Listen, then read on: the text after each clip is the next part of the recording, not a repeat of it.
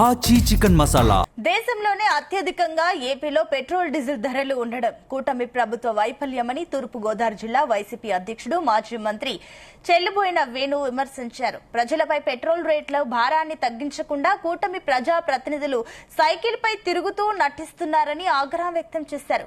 రేపు YCP చేపట్టనున్న నిరసనల్లో diesel భారాన్ని ఎదుర్కొంటున్న ఆటో యూనియన్లు, రైతులు పాల్గొనాలని మాజీ మంత్రి వేణు విజ్ఞప్తి చేశారు. ఇవాళ పెరిగిన రేట్లు నియంత్రించాల్సిన ప్రభుత్వం ప్రజలపై భారం పడకుండా దానిని తగ్గించడం ద్వారా ప్రజలకి ఊరట కలిగేటువంటి కార్యక్రమాలు చేయాలి. ఇవాళ సంవత్సరానికి 3,190 కోట్ల రూపాయలు ఇవాళ పెను భారం పడతా ఉంది ఈ రాష్ట్రంలో ప్రజల పైన. అంటే మీ రాజకీయాలు కేవలం రాజకీయం కోసం.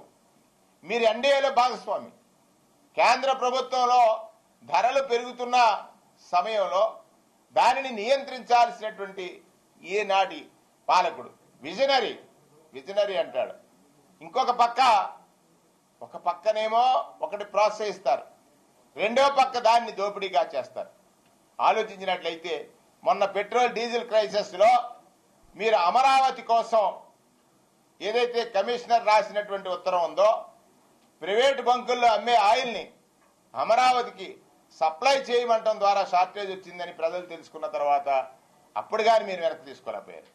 మళ్ళీ ఇవాళ తక్షణమే మేము వైఎస్ఆర్ కాంగ్రెస్ పార్టీ నుంచి డిమాండ్ చేస్తా ఉన్నాం, పెరిగినటువంటి ఈ ధరని ఇమీడియట్ గా తగ్గించాలని డిమాండ్ చేస్తా ఉన్నాం. ఇవాళ పెరిగిన రేట్లు నియంత్రించాల్సిన ప్రభుత్వం ప్రజలపై భారం పడకుండా దానిని తగ్గించడం ద్వారా ప్రజలకి ఊరట కలిగేటువంటి కార్యక్రమాలు చేయాలి.